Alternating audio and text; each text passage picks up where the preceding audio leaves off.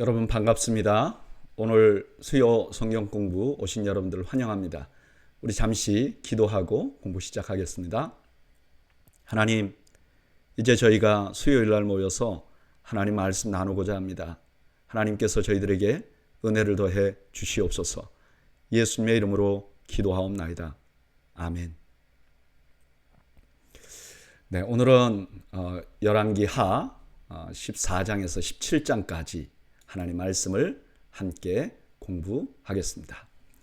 1절, 이스라엘의 왕 여호아하스의 아들 요아스 제2년에 유다의 왕 요아스의 아들 아마샤가 왕이 되니 그가 왕이 된 때에 나이 25세라. 예루살렘에서 29년간 다스리니라. 그의 어머니의 이름은 여호앗단이요 예루살렘 사람이더라. 계속해서 지금 이제 열왕기서는 남유다와 북이스라엘 왕들을 교차적으로 소개합니다. 북이스라엘 왕을 소개할 때는 남유다의 왕을 통해서 소개를 하고, 남유다의 왕을 소개할 때는 북이스라엘 왕 몇 년에라고 소개를 합니다. 자, 이전에 요아스는 살해당해요. 그리고 그 살해한 사람들이 아마샤를 왕으로 세웁니다. 그래서 이 사람이 왕이 된 거죠. 이 사람을 소개하는데 가만히 보면 그의 어머니의 이름을 말해요. 이 남유다의 그 왕들 중에서는 요람과 아하스를 제외하고, 이 두 왕은 좀 악한 왕이에요. 제외하고 다 어머니에 대한 소개를 합니다. 아마도 신앙 전수에 있어서는 어머니의 역할이 너무너무 크기 때문에 그런 것 같습니다. 어머니 여러분, 여러분들에게 신앙 전수의 열쇠가, 힘이 달려 있습니다. 3절, 아마샤가 여호와 보시기에 정직히 행하였으나 그의 조상 다윗과는 같지 아니하였으며 그의 아버지 요아스가 행한 대로 다 행하였어도 오직 산당들을 제거하지 아니하였으므로 백성이 여전히 산당에서 제사를 드리며 분향하였더라.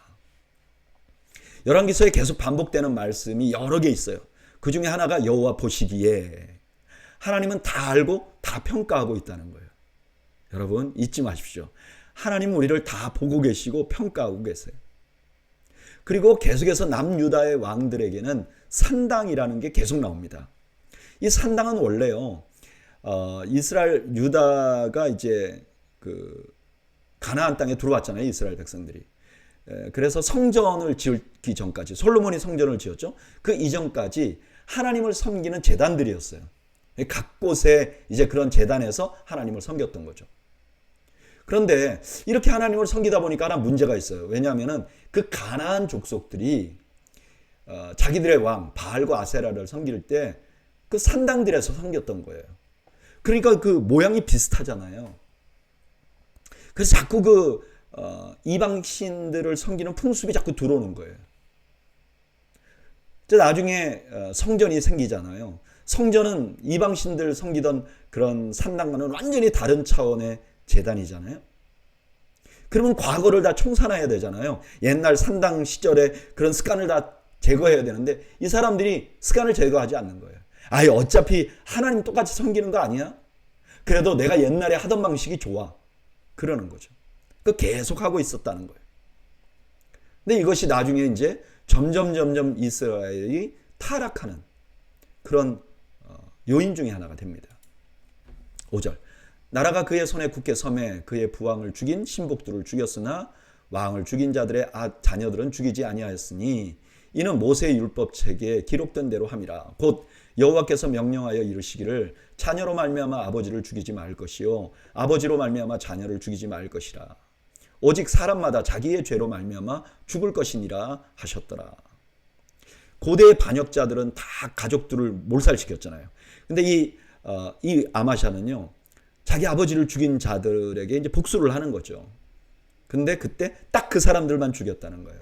자녀들에게는 복수하지 않았다는 거예요. 왜 그랬는가? 하나님 말씀이 그렇게 하라고 했기 때문에. 이 정도로 하나님 말씀에 순종했던 사람이라는 거예요. 7절, 아마샤가 소금 골짜기에서 에돔 사람 10,000명을 죽이고 또 전쟁을 하여 셀라를 취하고 그 이름을 욕두엘이라 하였더니 오늘까지 그러하니라. 아마샤가 예후의 손자 여호아하스의 아들 이스라엘 왕 요아스에게 사자를 보내 이르되 오라 우리가 서로 대면하자 한지라. 하나님의 축복을 받았죠. 그러니까 군사적으로 점점 강대해졌던 것 같아요. 그래서 에돔을 회복했어요. 그러니까 우쭐한 거죠. 그러니까 북이스라엘에게 선전포고를 합니다. 이때까지만 해도 북이스라엘이 훨씬 강했어요. 근데 여기 대면하자 하는 거는 전쟁하자 이런 뜻이죠. 9절. 이스라엘의 왕 요아스가 유다의 왕 아마샤에게 사람을 보내 이르되 레바논 가시나무가 레바논 백향목에게 전가를 보내 이르기를 내 딸을 내 아들에게 주어 아내로 삼게 하라 하였더니 레바논 들짐승이 지나가다가 그 가시나무를 짓밟았느니라. 내가 에돔을 쳐서 파하였으므로 마음이 교만하였으니 스스로 영광을 삼아 왕궁이나 집으로 돌아가라. 어찌하여 화를 자취하여 너와 유다가 함께 망하고자 하나. 여기 이스라엘 왕이 우화 하나를 말하는 거죠. 가시나무와 백향목. 가시나무는 저주받은 나무고 연약한 나무고 백향목은 고귀한 나무예요. 그러니까 가시나무를 유다 왕에 비유한 거죠. 너가 볼품없는 자가 나한테 대적을 해? 너 그러다가 들짐승들에게 짓밟힐 거야. 어서 돌아가. 이렇게 경고를 했던 거죠. 11절. 아마샤가 듣지 아니하므로 이스라엘 왕 요아스가 올라와서 그와 유다 왕 아마샤가 유다의 베세메스에서 대면하였더니 유다가 이스라엘 앞에서 패하여 각기 장막으로 도망한지라. 전쟁을 해서 결국 유다가 패했어요. 근데 왜 이렇게 교만하게 됐을까? 왜 이렇게 어이없이 패하는 전쟁을 시작했을까? 열왕기서는 침묵하고 있는데 역대에서는 이걸 기록해요.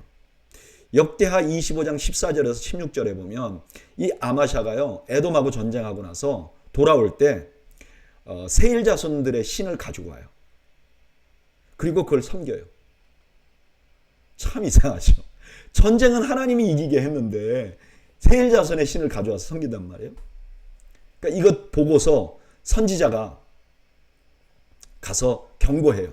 그런데 그 선지자에게 너 죽으려고 하느냐? 너 맞으려고 하느냐? 이렇게 협박하죠. 그걸 보고 이 선지자가 당신 멸할 겁니다. 이렇게 경고해요. 이 경고가 이루어진 게 바로 이 사건이다. 이렇게 말씀하고 있죠. 13절. 이스라엘 왕 요아스가 베세메스에서 아하시아의 손자 요아스의 아들 유다 왕 아마샤를 사로잡고 예루살렘에 이르러 예루살렘 성벽을 에브라임 문에서부터 성 모퉁이 문까지 400규빗을 헐고 또 여호와의 성전과 왕궁 곳간에 있는 금, 은과 모든 기명을 탈취하고 또 사람을 볼모로 잡고서 사마리아로 돌아갔더라. 이제 그 북이스라엘 왕이 이겼잖아요. 그러니까 전리품을 다 가져가고 예루살렘 성전 안에 있는 것들 다 금은 보화 다 가져갔다는 거예요. 그리고 아마샤는 요아스가 죽을 때까지 포로로 잡혀가서 살았다는 거예요. 15절. 요아스의 남은 사적과 그의 업적과 또 유다의 왕 아마샤와 싸운 일은 이스라엘 왕 역대 지략에 기록되지 아니하였느냐. 요아스가 그의 조상들과 함께 잠에 이스라엘 왕들과 사마리아에 함께 장사되고 그의 아들 여로보암이 대신하여 왕이 되니라. 요아스에 대한 이제 마무리를 지금 하고 있는 거죠. 그리고 그 이후에 이제 여로보암이 등극을 했다 하는 말씀까지 나옵니다. 오늘 본문은 주로 아마샤 왕에 대한 말씀이에요. 이 사람은 비교적 하나님의 말씀을 잘 따랐고 좋은 왕이었어요. 심지어 복수할 때도 하나님의 말씀을 넘어가지 않았어요. 이거 참 쉽지 않는 일이죠.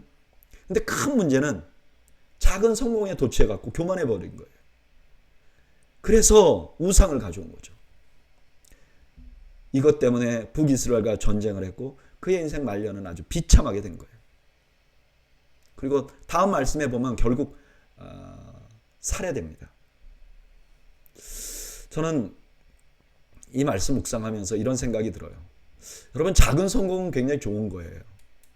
남들에게는 작게 보이지만 그 성공을 성취한 사람에게는 참 진짜 너무너무 자랑스러운 거죠. 그런데 내가 뭔가를 이루어 가지고 그걸로 교만해지면 성공하지 않는 게 더 좋다는 거예요. 실제 우리의 삶에 보면 우리도 이런 경우가 얼마나 많은지 몰라요. 여러분, 우리가 조금만 잘하면 우쭐해지잖아요.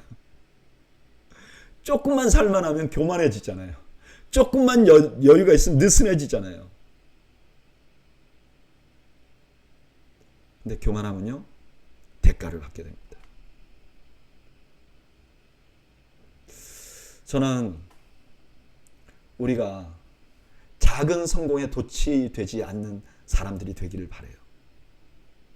그리고 끝까지 하나님 앞에 겸손한 저와 여러분들이 되시기를 축복합니다.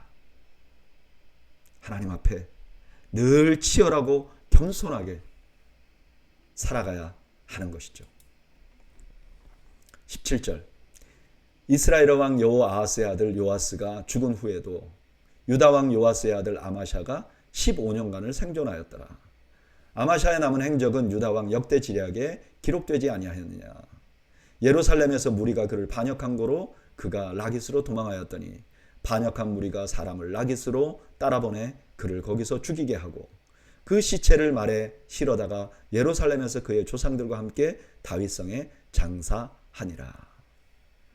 아마샤는 결국 자기 아버지와 같이 반역을 당해서 죽었다. 21절, 유다 온 백성이 아사랴를 그의 아버지 아마샤를 대신하여 왕으로 삼으니 그때 그의 나이가 16세라. 아마샤가 그의 조상들과 함께 잔 후에 아사랴가 엘라스를 건축하여 유다에 복귀시켰더라. 그 다음에 등장한 왕이 아마샤라는 왕이에요. 이 사람 아사랴라는 왕이에요. 이 사람은 우시아라고 부르기도 하는 왕이거든요. 그래서 52년 동안 다스렸어요. 그러니까 굉장히 오랫동안 다스렸고요. 또 엘라성을 건축했어요. 그러니까 굉장히 이분이 다스리는 동안 나라가 부강했던 거죠. 23절, 유다의 왕 요아스의 아들 아마샤 제 15년에 이스라엘 왕 요아스의 아들 여로보암이 사마리아에서 왕이 되어 41년간 다스렸으며 여호와 보시기에 악을 행하여 이스라엘에게 범죄하게 한 느밧의 아들 여로보암의 모든 죄에서 떠나지 아니하였더라. 이제 북이스라엘은 여로보암 2세가 등장을 합니다. 이 사람 41년간 다스렸어요. 굉장히 오랫동안 다스렸죠. 그런데 일생이 그와 이름이 똑같은 사람, 북이스라엘의 1대 왕 여로보암과 똑같은 인생을 살았다는 거예요.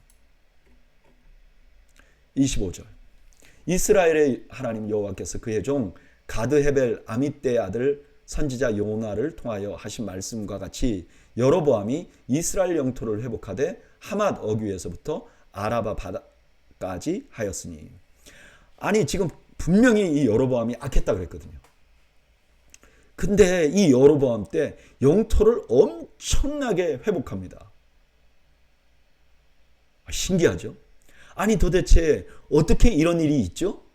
어떻게 이렇게 악한데 강성하죠? 이유를 26절 27절이 설명해줘요. 이는 여호와께서 이스라엘의 고난이 심하여 매인자도 없고 노인자도 없고 이스라엘을 도울 자도 없음을 보셨고 여호와께서 또 이스라엘의 이름을 천하에서 없이 하겠다고도 아니하였으므로 요아스의 아들 여로보암의 손으로 구원하심이었더라.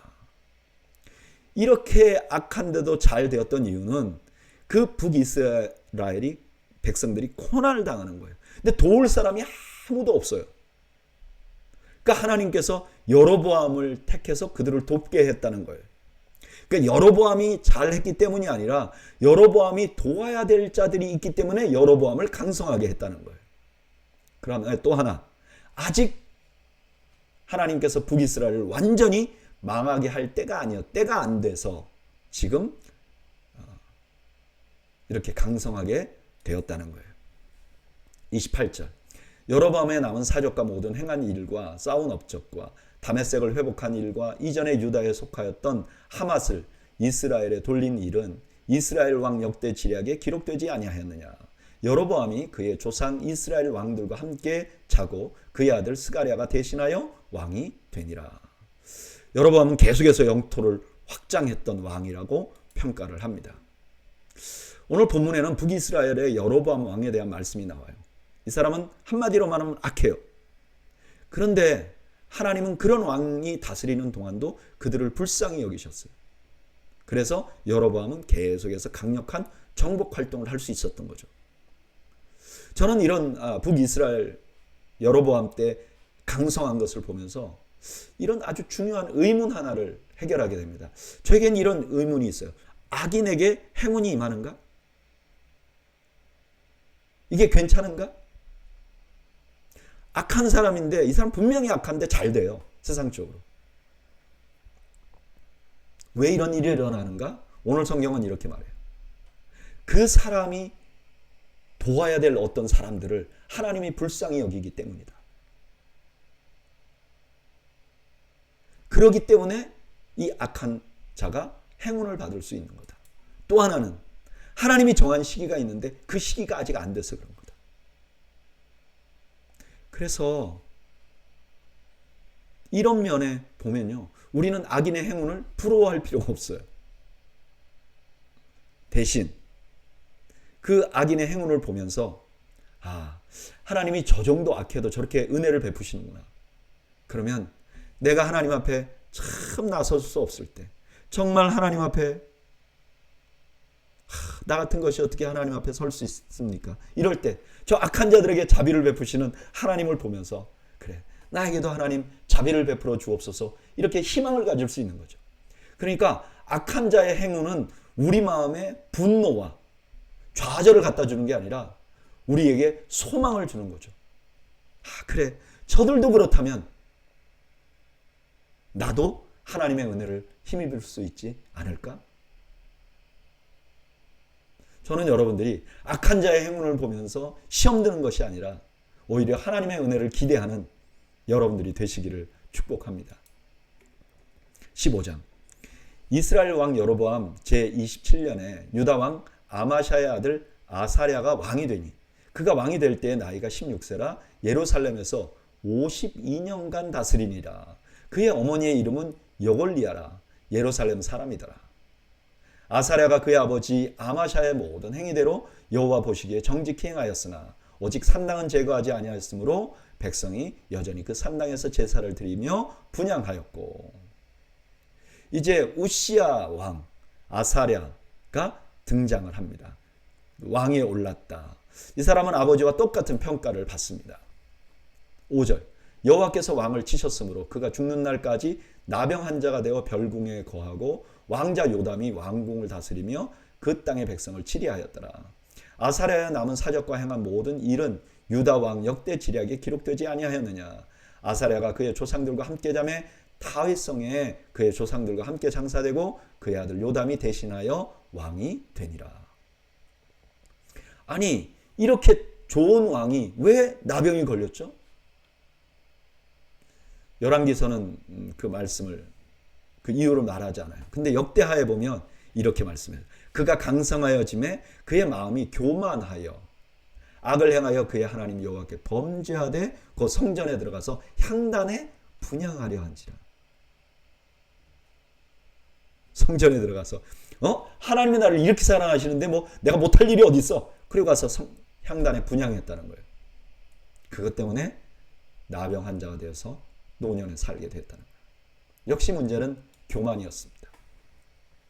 유다왕 아사랴의 제38년에 여로보암의 아들 스가랴가 사마리아에서 6달 동안 이스라엘을 다스리며 그의 조상들의 행위대로 여호와 보시기에 악을 행하여 이스라엘로 범죄하게 한 느밧의 아들 여로보암의 죄에서 떠나지 아니한지라. 야베스의 아들 살룸이 그를 반역하여 백성 앞에서 쳐 죽이고 대신하여 왕이 되니라. 스가랴의 남은 사적은 이스라엘 왕 역대 지략에 기록되니라. 스가랴라는 왕이 등장을 했는데 6달 동안만 다스리고 그의 부하에게 살해당해서 죽게 됩니다. 이 스가랴는 선지자 스가랴는 아니죠. 동명이인이죠. 12절. 여호와께서 예후에게 말씀하여 이르시기를 내 자손이 4대 동안 이스라엘 왕위에 있으리라 하신 그 말씀대로 과연 그렇게 되니라.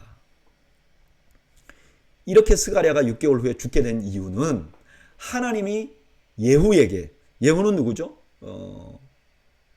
아합과 아합의 가문을 완전히 끝장낸 사람이잖아요. 근데 이 사람에게 하나님이 4대 동안 너가 이제 그 왕위를 이어가겠다고 말했는데 그대로 됐다는 거예요. 북이스라엘 한번 보세요. 엉망진창이잖아요. 이제 뭐 누가 살해하고 누가 죽이고 악하고. 그래서 이게 엉망으로 돌아간다 그러는데 근데 결국은 하나님 말씀하신 대로 이루어진다는 거예요. 여러분, 하나님은 세상을 방치하지 않으세요. 엉망으로 돌아가도 하나님은 여전히 통치하고 계세요. 13절. 유다왕 우시야 제39년에 야베스의 아들 살룸이 사마리아에서 왕이 되어 한 달 동안 다스리니라. 가디의 아들 무나헴이 디르사에서부터 사마리아로 올라가서 야베스의 아들 살룸을 거기에서 쳐 죽이고 대신하여 왕이 되니라.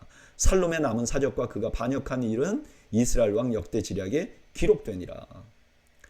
살룸은 한 달 동안밖에 못 다스렸어요. 그냥 예후 왕조를 끝내는 역할만 한 거죠. 그냥 아무 기록이 없어요. 이 사람은 그것만이 목적인 거죠. 그 다음에 무나헴이라는 사람이 등장을 합니다. 16절. 그때 무나헴이 디르사에서부터 와서 딤사와 그 가운데 있는 모든 사람과 그 사방을 쳤으니 이는 그들이 성문을 열지 아니하였습니다. 그러므로 그들이 그것을 치고 그 가운데 아이벤 부녀를 갈랐더라. 유다왕 아사랴 제39년에 가디의 아들 무나헴이 이스라엘 왕이 되어 사마리아에서 10년간 다스리며 여호와 보시기에 악을 행하여 이스라엘로 범죄하게 한 느밧의 아들 여로보암의 죄에서 떠나지 아니하였더라. 그 다음에 왕이 된 이 무나헴은 너무나 잔인했어요. 그 잔인한 일 중에 하나를 기록해 놓은 거잖아요. 이 사람이 10년간 왕위를 이어가면서 다스렸어요. 여러분 보세요. 이 사람은 종교적으로 악해요. 그리고 성품도 아주 악해요. 그리고 악한 짓을 했어요. 이제 하나님의 때가 되어간 거죠. 19절. 아수르 왕 불이 와서 그 땅을 치려하며 무나헴은 은 1000달란트를 불에게 주어 그로 자기를 도와주게 함으로 나라를 자기 손에 굳게 세우고자 하여. 여기 아수르가 등장을 합니다. 나중에 이 북이스라엘을 망하게 한 아수르가. 근데 여기 불이라는 왕은 바벨론식 이름이고 실제 이 사람은 디글라필레셀 이제 29절에 나와요. 이 사람이 공격을 하니까 은 1000달란트, 원 달란트가 6000 드라크마고 이 드라크마는 하루 일당입니다. 그러니까 어마어마한 돈을 주고 이제 쳐들어오지 않게 한 거죠. 괜찮은 거잖아요. 왕이 그 자기 백성을 지키기 위해서. 근데 그 다음에 뭐라 그러죠? 나라를 자기 손에 굳게 세우고자. 자기 손에. 이유가 자기 왕권을 위해서 이랬다는 거예요. 20절. 그 은을 이스라엘 모든 부자에게 강탈하여 각 사람에게 은 50세겔씩 내게 하여 아수르 왕에게 주었더니 이에 아수르 왕이 돌아가 그 땅에 머물지 아니하였더라. 무나헴은 남은 사적과 그가 행한 모든 일은 이스라엘 왕 역대 지략에 기록되지 아니하였느냐. 무나헴이 그의 조상들과 함께 자고 그의 아들 부가히야가 대신하여 왕이 되니라.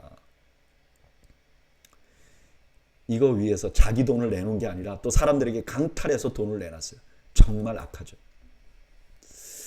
오늘 우리가 읽은 본문에는 유다왕 아사랴와 북이스라엘의 스가랴, 살룸, 무나헴이 나옵니다. 계속해서 이 말씀에 반복되고 있는 건 하나님이 보고 있다. 하나님 평가하고 있다. 언젠가 우리는 하나님 앞에 서서 평가를 받게 될 것입니다. 여러분 잊지 마십시오. 이 왕들만 하나님 평가하는 게 아니라 우리도 평가하고 계세요.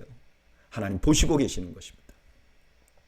근데 저는 이 이제 말씀 이렇게 묵상하면서 북이스라엘 왕은 언급할 가치도 없는 것 같아요. 그냥 악한 일을 하고 징계받는 거죠. 그런데 유다왕 아사랴는 좀 아까워요. 이 우시야는요, 이사야서를 보면 우시야 왕이 죽으니까 나라 전체가 흔들릴 만큼 굉장히 좋은 왕이었어요. 근데 이 사람이 교만해져서 말년에 나병 환자가 된 거예요. 여러분, 교만은 너무 치명적인 것입니다. 무언가 잘해서 교만해질 거면 안 되는 게 더 나아요. 저는 이 말씀 준비하면서 그냥 이런 기도가 나오더라고요. 하나님, 난 낮아져도 좋아요. 근데 교만하지 않게 되기를 원합니다. 여러분, 저는 여러분들이 교만의 죄에 빠지지 않기를 주님의 이름으로 축원합니다. 교만하면 죽는 거예요. 교만하면 절대 안 됩니다. 내가 뭔가 했지, 그래도 내가 있어야 되지. 여러분, 절대 안 됩니다. 절대 안 됩니다. 23절 유다의 왕 아사랴 제 50년에 문하햄의 아들 부가히야가 사마리아에서 이스라엘 왕이 되어 2년간 다스리며 여호와 보시기에 악을 행하여 이스라엘로 범죄하게 한 느밧의 아들 여로보암의 죄에서 떠나지 아니한지라.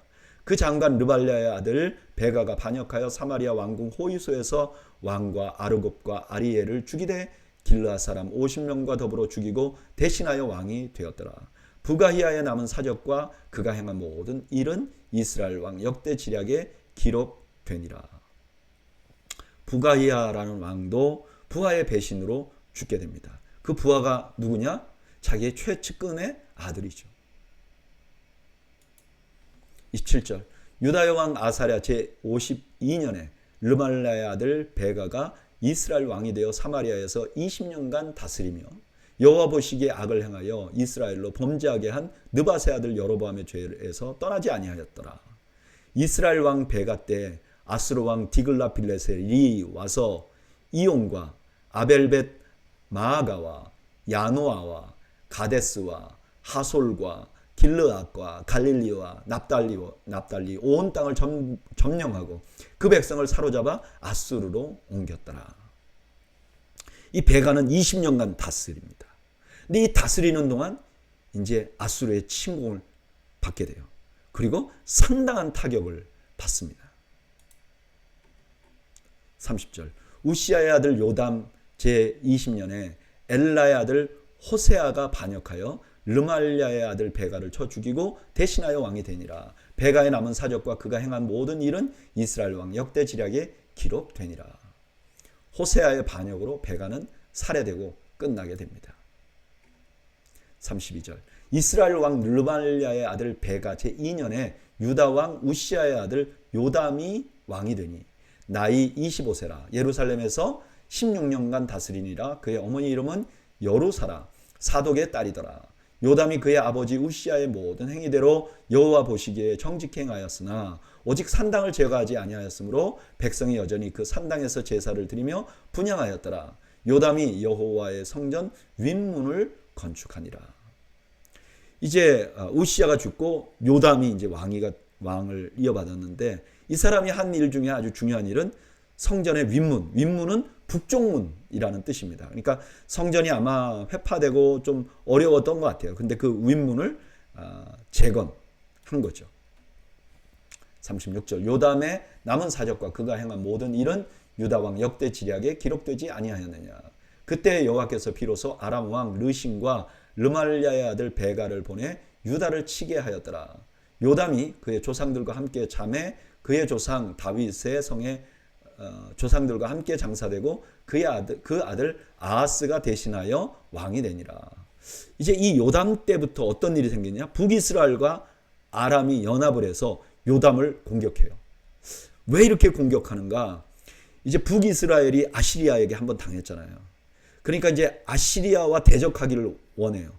그래서 아람 나라에게 우리와 함께 아시리아를 대적하자. 근데 유다는요, 아시리아를 대적하기를 원하지 않아요. 그러니까 눈에 가시잖아요. 그러니까 북이스라엘과 아람이 연합해서 남유다를 계속 공격했던 거죠. 오늘 본문에는 북이스라엘의 부가히야 베가 왕과 남유다의 요담 왕에 대한 말씀이 기록되어 있어요. 근데 여기 정도까지 오면 이제 북이스라엘의 왕조의 끝물이 와요. 근데 보면요, 남유다와 북이스라엘 국가가 그 왕들이 확연히 비교가 됩니다. 북이스라엘은 10지파였어요. 남유다는 2지파였어요. 그러니까 출발할 때는 북이스라엘이 훨씬 더 유리했죠. 그런데 역사적으로 보면 북이스라엘은 시작이 쿠데타였어요. 그러니까 계속해서 쿠데타가 일어나는 거예요. 그리고 북이스라엘은 시작할 때부터 금송아지를 만들었어요. 그러니까 계속해서 그 나라가 금송아지를 섬기고 우상을 섬기면서 살아가요. 여로보암은 북이스라엘의 10지파를 소유했잖아요. 하나님이 나누어 준 거예요. 그런데 그가 처음에 씨를 잘못 뿌린 거죠. 금송아지 만들어 놓고 이게 하나님이다. 그리고 나서 계속 북이스라엘은 그 올무에 걸려서 어려워지는 거예요. 다시 말하면 여로보암이 뿌린 씨가 계속해서 북이스라엘에 남아서 계속 악한 열매를 만들고 있다는 거예요. 저는 이런 말씀 묵상하면서 이런 생각이 들어요. 처음에 기초를 잘 놔야 되겠다. 처음 시작할 때 제대로 놔야 되겠다. 이거는 마치 씨앗과 같은 거다. 이걸 잘못 놓으면 그 다음에 세월이 가면 갈수록 그 악한 열매를 계속 거두게 된다는 거예요. 저는 우리 더웨이교회가 이제 6년, 우리가 여러 가지 지나오면서 여러 가지 일들이 있었지만 저는 우리 교회가 정말 올바른 기초 위에 세워진 교회가 되기를 원합니다. 물론 교회의 기초는 예수 그리스도시고 십자가죠. 근데 그거 말고 우리가 하는 행동 하나하나, 또 우리가 교회나 이런 신앙생활 하는 거 하나하나 어떻게 기초를 놓느냐에 따라서 몇 년 지났을 때 우리 후손들은 예전에 우리 교회가 처음 시작할 때부터 우리가 이렇게 했어요. 그러니까 이렇게 하나님을 섬기면 어때요? 이렇게 말할 수가 있는 가능성이 있는 거죠. 나도 모르는 사이에 내가 전통이 돼버리는 거예요.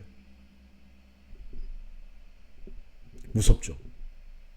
내가 잘못 뿌린 거, 이거 잘못 열매가 되면 우리가 책임져야 되는 거예요. 여러분, 이건 가정도 마찬가지인 것 같아요. 우리가 신앙생활 하잖아요. 내가 어떤 방법으로 신앙생활 하는지, 어떤 자세로 신앙생활하고 내가 어떻게 하나님을 섬기는지 아무것도 아닌 것 같지만 이게 기초석이 되는 거예요. 내 후손들은, 내 자녀들은 생각 없이 우리 아버지가 이랬으니까 나도 이렇게 할 거야 라는 생각을, 내 어머니가 이렇게 했으니까 나도 이렇게 할 거야 라는 생각을 하게 되는 거죠. 그래서 우리가 씨를 잘 뿌려야 되는 거예요. 오늘 나의 삶은 세월이 지나서 누군가에게 모델이 될 수 있는 거예요.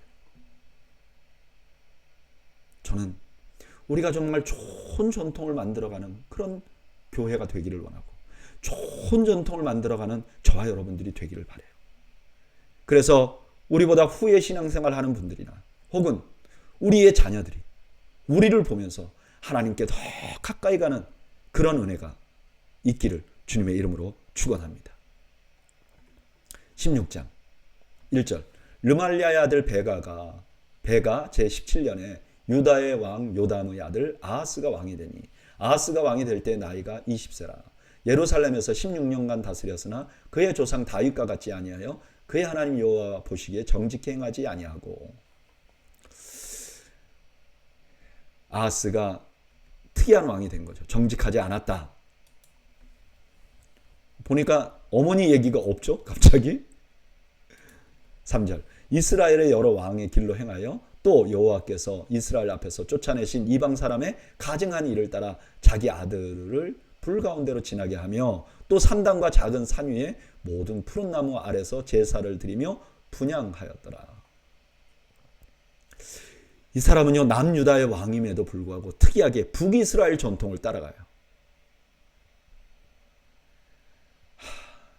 그리고 남유다 최초로는 인신제물을 한 왕이에요. 정말 씻을 수 없는 죄를 범한 거죠. 5절, 이때 아람의 왕 르신과 이스라엘 왕 르말리아의 아들 베가가 예루살렘에 올라와 싸우려 하여 아하스를 에워쌌으나 능히 이기지 못하니라. 당시에 아람 왕 르신이 엘랏을 회복하여 아람에게 돌리고 유다 사람을 엘랏에서 쫓아내었고 아람 사람이 엘랏에 이르러 거기에 거주하여 오늘까지 이르렀더라. 지금 아람 왕이 결국 이렇게 국력이 약해진 이 유다를 침공해가지고 엘랏이라는 곳을 회복하여 갖게 되었다. 그런데 여기 본문에 보면 이 북이스라엘과 아람 연합군이 남유다를 못 이겼다 그래요. 도대체 왜 못 이겼을까? 이사야 7장에 보면 하나님이 도와서 못 이긴 거죠. 그냥 자기들이 힘이 있어서 못 이긴 게 아니에요. 하나님이 보호하신 거죠. 이 악한 아하스를 하나님 보호하신 거예요. 근데 7절 아하스가 아스로 왕 디글라 빌레셀에게 사자를 보내 이르되 나는 왕의 신복이요 왕의 아들이라 이제 아람 왕과 이스라엘 왕이 나를 친히 청하건대 올라와 그 손에서 나를 구원하소서 하고 아하스가 여호와의 성전과 왕궁 곳간에 있는 은금을 내어다가 아수르 왕에게 예물로 보냈더니 아수르 왕이 그 청을 듣고 곧 올라와서 다메섹을 쳐서 점령하여 그 백성을 사로잡아 기르로 옮기고 또 르신을 죽였더라. 하나님에 의해 구원된 아하스가 그러면 하나님을 의지해야 되잖아요. 그런데 아수르를 의지해요. 자기 왕궁과 성전에 있는 모든 보물을 주고 아람 공격해달라 그래요. 결국은 아람을 공격해서 이제 아시리아가 아람을 패망시켰잖아요. 그러니까 이 그 외교가 성공했구나. 아니요. 눈에 보이기는 성공한 것 같지만 실제로는 실패한 거죠. 10절 아하스 왕이 아수르의 왕 디글라 빌레셀을 만나러 다메섹에 갔다가 거기에 있는 제단을 보고 아하스 왕이 그 제단의 모든 구조와 제도의 양식을 그려 제사장 우리야에게 보냈더니 아하스 왕이 다메섹에서 돌아오기 전에 제사장 우리야가 아하스 왕이 다메섹에서 보낸 대로 모두 행하여 제사장 우리야가 제단을 만든지라. 이제 아하스가 그 디글라 빌레셀 아수르 왕에게 아부하려고 찾아가서 만난 거잖아요. 이제 고대는 그래요. 만약에 어떤 큰 국가의 왕이 도와줬으면 이제 작은 국가의 왕이 가서 이제 아련을 하고 하죠. 근데 가서 아하스가 뭘 봤느냐? 다메섹에 있는 제단을 본 거예요. 이건 너무 근사해 보이는 거예요. 그러니까 그거 그대로 그려가지고 본국에다가 이대로 제단을 만들어 달라 그래요. 여러분 이거는 절대로 아수르 왕이 압박한 게 아닐 거예요. 왜냐하면 아수르는요 정복을 해도 그냥 종교는 그 나라 종교는 인정하는 편이었어요. 그러니까 아하스 지금 괜히 아부하느라고 이런 짓을 하는 거예요. 근데 더 이상한 거는요. 제사장이 정신 나간 사람이에요. 여러분 성전 안에 있는 그 뭐 제단이나 이런 거 물두멍이나 이런 게 왜 의미가 있죠? 그게 크기 때문이나 멋지기 때문이 아니에요. 하나님이 하라는 대로 했기 때문에 멋진 것이었어요. 의미가 있는 것이었어요. 근데 지금 뭐 하는 짓입니까?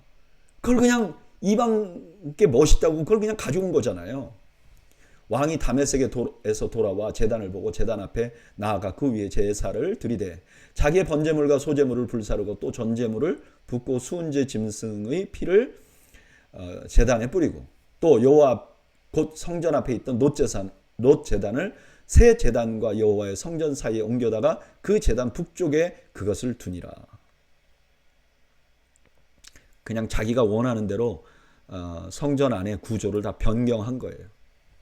15절 아하스 왕이 제사장 우리야에게 명령하여 이르되 아침 번제물과 저녁 소제물과 왕의 번제물과 그 소제물과 모든 국민의 번제물과 그 소제물과 전제물을 다 이 큰 제단 위에 불사르고 또 번제물의 피와 다른 제물의 피를 다 그 위에 쏟으라. 오직 놋 제단은 내가 주께 여쭐 일에만 쓰게 하라 하매 제사장 우리야가 아하스의 모든 명령대로 행하였더라. 지금 그 새로 만든 데다가 다 제사 드리라 그러고 그 예전에 쓰던 놋제단은 그냥 내가 주께 여쭐 만한 때 쓰게 하라. 그런데 이 말은 실제로는 이런 뜻이에요. 내가 해볼 일이 되게 하라. 이거 내가 좀 생각해 보겠어. 이런 말과 똑같은 의미죠. 안 쓰겠다는 말이죠. 17절 아하스 왕이 물두멍 받침의 옆판을 떼내고 물두멍을 그 자리에서 옮기고 또 놋바다를 놋소 위에 내려다가 돌판 위에 그것을 두며 또 안식일에 쓰기 위하여 성전에 건축한 낭실과 왕이 밖에서 들어가는 낭실을 아수르 왕을 두려워하여 여호와의 성전에 옮겨 세웠더라. 아하스가 행한 그 남은 사적은 유다 왕 역대 지략에 기록되지 아니하였느냐? 아하스가 그의 조상들과 함께 잠에 다윗성의 열조와 함께 장사되고 그 아들 히스기야가 대신하여 왕이 되니라. 아수르 왕을 의식해서 성전을 다 재배치하고 또 그게 무서워가지고 그랬으면 또 같이 잘 살아야 되잖아. 무서워가지고 성전으로 피신을 한 거죠.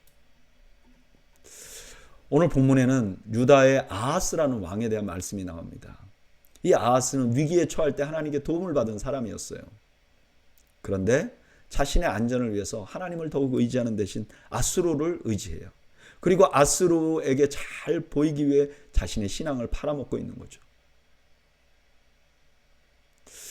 이런 아하스의 모습을 보면서 참 안타까운 마음이 드는 것은 그 아하스 때문이 아니고 이 아하스의 모습과 비슷한 모습이 오늘 사는 우리 그리스도인들에게도 나타난다는 거예요.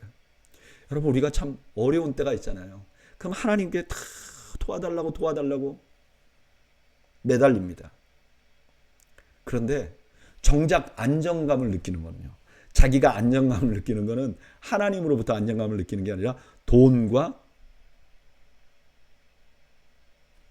세상이 주는 어떤 안정감, 거기서 안정감을 누리는 경우가 얼마나 많은지 몰라요.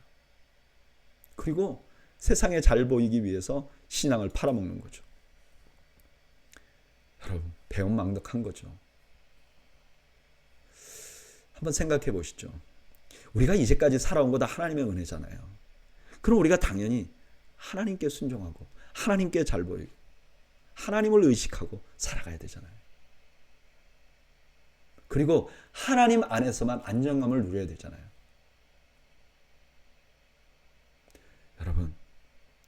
여러분들은 지금 무엇에서 안정감을 누리고 있습니까? 하나님입니까? 아니면 내가 가지고 있는 돈이나 나의 포지션이나 나의 상황입니까? 저는 여러분들이 하나님 한 분만으로 안정감을 누리는 그런 여러분들이 되시기를 주님의 이름으로 축원합니다. 17장 유다왕 아하스 제12년에 엘라의 아들 호세아가 사마리아에서 이스라엘 왕이 되어 9년간 다스리며 여호와 보시기에 악을 행하였으나 다만 그전 이스라엘 여러 왕들과 같이 하지는 아니하였더라. 이 호세아는 이제 북이스라엘의 마지막 왕이에요. 근데 이 사람은 과거의 왕들보다 덜 악했어요. 그러면 희망이 있는 것 같죠? 아니요. 이제 때가 지나면요, 끝이에요. 그냥 이제 마치 내리막길에 한번 내려가기 시작하면 그냥 속도가 더 많이 붙듯이 돌이키기가 어려운 거죠. 지금 북이스라엘은 돌이킬 수 없는 길에 들어서 버린 거죠. 3절 아수르의 왕 살만 에셀이 올라오니 호세아가 그에게 종이 되어 조공을 드리더니 그가 애굽 왕 소에게 사자들을 보내고 해마다 하던 대로 아수르 왕에게 조공을 드리지 아니하매 아수르 왕이 호세아가 배반함을 보고 그를 옥에 감금하여 두고. 처음에는 이제 이 호세아가 아수르에게 이렇게 굴복했는데 나중에 애굽에게 이제 부탁해서 살아보려고 이제 아수르에게 조공을 드리지 않죠. 결국 그것 때문에 아수르에게 망해요. 근데 이 모습이요, 유다가 망할 때하고 매우 유사해요. 바벨론이 유다에 쳐들어오잖아요. 유다가 결국 바벨론을 섬기겠다고 그래요. 그때 우리가 이미 살펴본 것처럼 예레미야가 계속해서 항복하라고 말합니다. 근데 안 해요. 왜 안 했느냐? 힘이 있기 때문에 안 한 게 아니라 애굽이 자기를 도와줄 거라고 생각하고 애굽을 의지했기 때문에 그래요. 똑같아요. 5절 아수르 왕이 올라와 그 온 땅에 두루 다니고 사마리아로 올라와서 그곳을 3년간 에워쌌더라. 호세아 제9년에 아수르 왕이 사마리아를 점령하고 이스라엘 사람을 사로잡아 아수르로 끌어다가 고산 강가에 있는 할라와 하볼과 메대 사람의 여러 고을에 두었더라. 결국 수도가 함락되고요, 다 포로로 잡아갑니다. 사람들을. 유다와 너무 유사하죠. 지금 열왕기서는 유다의 사람들이 보는 성경이에요. 유다 사람들 눈에 야, 북이스라엘이 멸망할 때 우리와 똑같았구나, 우리가 저거 보고 똑바로 했어야 되는데, 이런 생각이 들도록 지금 말씀하고 있는 거죠. 7절 이 일은 이스라엘 자손이 자기를 애굽 땅에서 인도하여 내사 애굽의 왕 바로의 손에서 벗어나게 하신 그 하나님 여호와께 죄를 범하고 또 다른 신들을 경외하며 여호와께서 이스라엘 자손 앞에서 쫓아내신 이방 사람의 규례와 이스라엘 여러 왕이 세운 율례를 행하였습니다. 이 일은 이라는 말은 왜냐하면 왜 북이스라엘이 망했냐?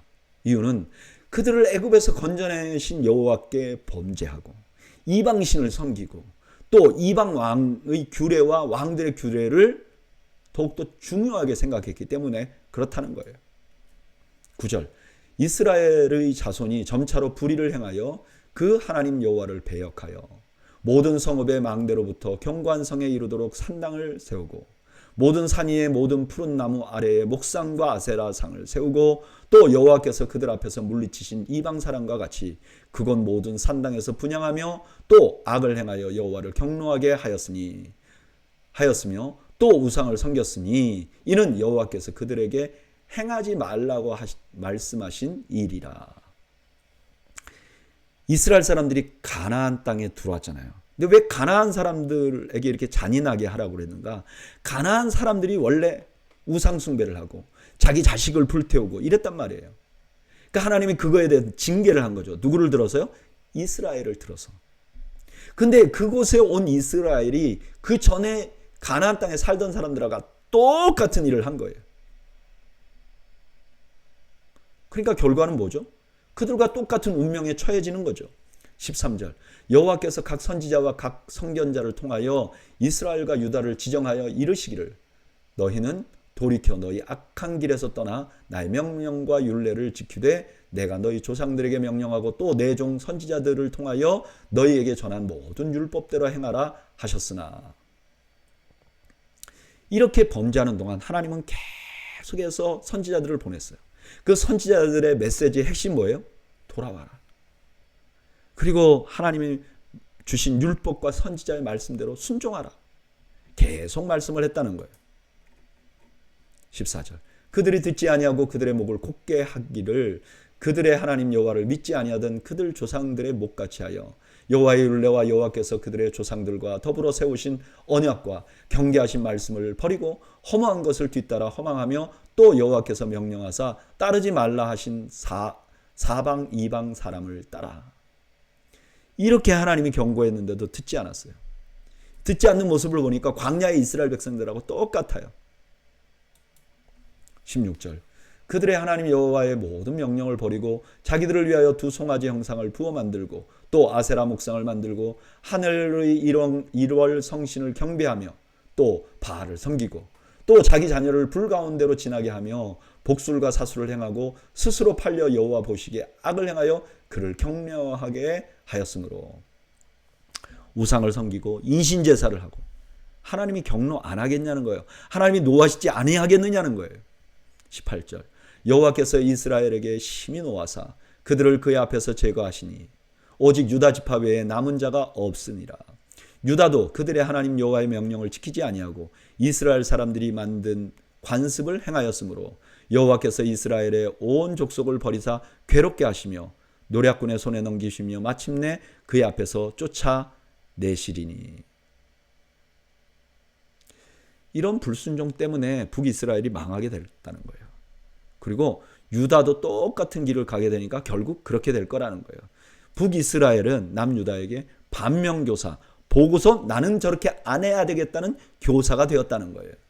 21절 이스라엘을 다윗의 집에서 찢어 나누심에 그들이 느밧의 아들 여로보암을 왕으로 삼았더니 여로보암이 이스라엘을 몰아 여호와를 떠나고 큰 죄를 범하게 하매 이스라엘 자손이 여로보암이 행한 모든 죄를 따라 행하여 거기서 떠나지 아니하므로 여호와께서 그의 종 모든 선지자를 통하여 하신 말씀대로 드디어 이스라엘을 그 앞에서 쫓아내신지라.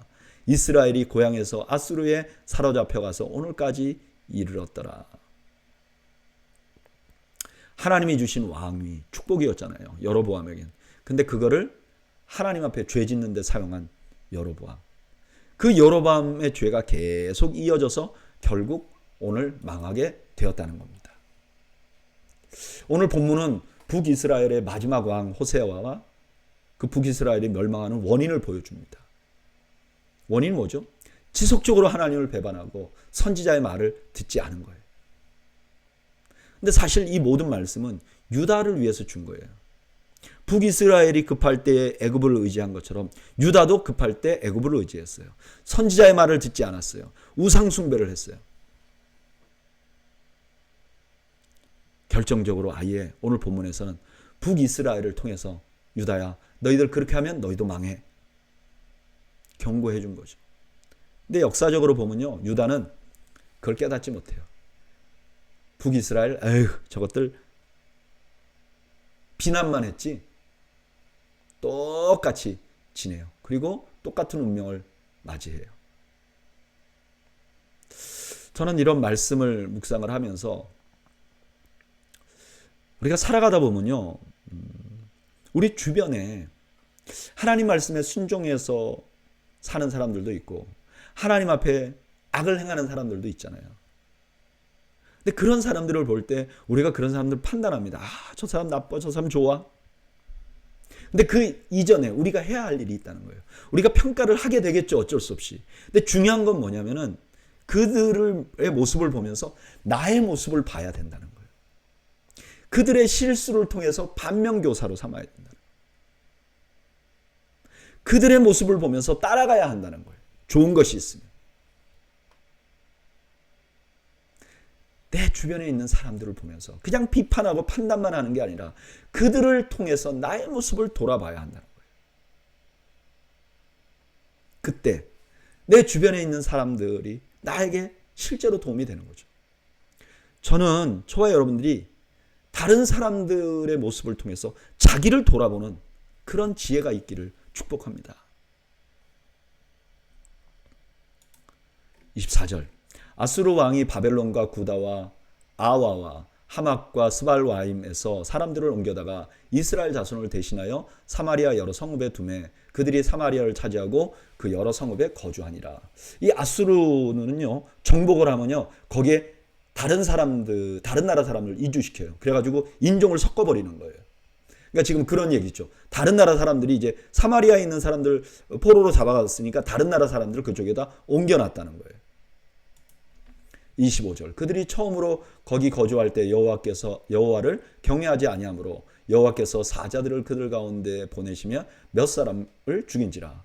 그러므로 어떤 사람이 아수르 왕에게 말하여 이르되 왕께서 사마리아 여러 성읍에 옮겨 거주하게 하신 민족들이 그 땅 신의 법을 알지 못하므로 그들의 신이 사자들을 그들 가운데 보내매 그들을 죽였사오니 이는 그들이 그 땅 신의 법을 알지 못함이니이다 하니라. 여기 사자는 라이언, 사자를 보냈어요. 그래서 사람을 죽이니까 사람들이 이렇게 말하는 거죠. 원래 우리가 섬기던 신들이 있는데 여기 사마리아에는 사마리아 사람들이 섬기던 신이 있지 않느냐. 근데 이 신을 우리가 제대로 안 섬기니까 이 신이 화가 나서 사자를 보낸 거다. 이렇게 말을 했다는 거예요. 그러니까 우리에게 필요한 건 뭐냐? 이 신을 어떻게 섬겨야 되는지 알아야 된다. 27절. 아수르 왕이 명령하여 이르되 너희는 그곳에서 사로잡아온 제사장 한 사람을 그곳으로 데려가되 그가 그곳에 가서 거주하며 그 땅 신의 법을 무리에게 가르치게 하라 하니 이에 사마리아에서 잡혀간 제사장 중 한 사람이 와서 베델에 살며 백성에게 어떻게 여호와를 경외할지를 가르쳤더라. 이 백성은 이제 남아있는 사람들도 있죠. 그 북이스라엘 사람들도 있죠. 근데 또 외부에서 영입된 사람들도 있는 거예요. 그 사람들에게 하나님을 어떻게 섬겨야 되는지 알려줬다는 거예요. 29절. 그러나 각 민족이 각기 자기의 신상들을 만들어 사마리아 사람이 지은 여러 산당에 두되 각 민족이 자기들의 거주하던 성읍에서 그렇게 하여 바벨론 사람을 숫꽃 부옷을 만들었고 굿 사람은 네르가를 만들었고 하맛 사람들은 아시마를 만들었고 아와 사람들은 닙하스와 다르닥을 만들었고 스발와임 사람들은 그 자녀를 불살라 그들의 신 아드람멜렉과 아남멜렉에게 드렸으며. 근데 이렇게 가르쳐줘도 이 사람들이 그 하나님, 이 땅을 다스리던 그 하나님이 두려우니까 그 하나님을 섬기기는 하지만 자기들이 그동안 섬겼던 왕을 계속해서 섬겼다는 거예요. 혼합주의가 된 거죠. 32절. 그들이 또 여호와를 경외하여 자기 중에 사람을 산당의 제사장으로 택하여 그 산당들에서 자기를 위하여 제사를 드리게 하니라. 이와 같이 그들이 여호와도 경외하고 또한 어디서부터 왔든지 그 민족의 풍속대로 자기의 신들도 섬겼더라. 나중에는 이제 그 정한 제사장이 아니라 아무나 세웠다는 거죠. 34절.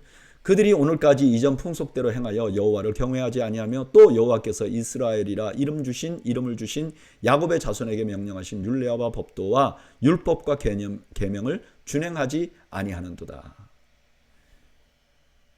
지금 오늘까지는 유다가 멸망하고 포로로 잡혀간 어느 시점이죠. 근데 그들이 완전히 혼합주의가 돼서 엉망진창이 됐다는 거예요. 35절.